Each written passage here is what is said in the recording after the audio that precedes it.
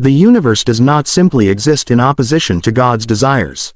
It exists as the outworking of those desires. This theological concept provides stability to the created order, ensuring that reality operates not on arbitrary chance but on predetermined, wise counsel. If God's will is the ultimate cause, then Christ, acting as the instrumental cause in creation, perfectly executes that sovereign will. Consider, for instance, the precise physical constants necessary for the existence of life. These are not random occurrences but evidence of deliberate, counseled design enacted through the Creator.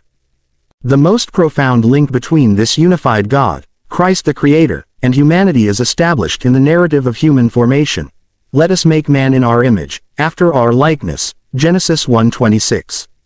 The use of the plural, as, has historically invited various interpretations, but within the context established by the New Testament, that Christ is the image of the invisible God, Colossians 1:15, the most coherent theological reading points directly to Christ as the archetype of humanity. To be made in the image of God means to possess capacities for reason, morality, relationship, and dominion, mirroring the essential attributes of the divine. However, given that Christ is the perfect revelation of God, the tangible manifestation of the invisible, humanity's intended identity is fundamentally Christological. Sin, in Christian understanding, is a distortion or loss of this original image. Redemption, therefore, is not merely forgiveness but a process of restoration, a recreation, where the believer is progressively transformed into the likeness of Christ, the perfect image bearer. Romans 8:29.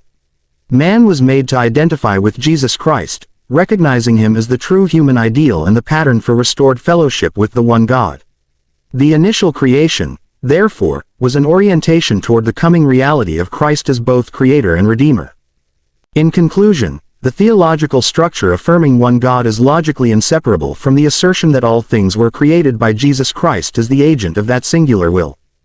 God's actions, including the entirety of creation, proceed exclusively from the counsel of his own purpose.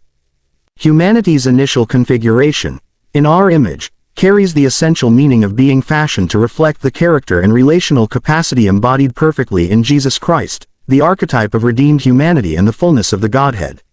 This unified understanding ensures that the Creator, the creation, and the intended destiny of humanity are all coherently linked in the person and work of Christ under the singular sovereignty of God. 1 Corinthians 15, verse 24 through 28. Then cometh the end, when he shall have delivered up the kingdom to God, even the Father, when he shall have put down all rule and all authority and power.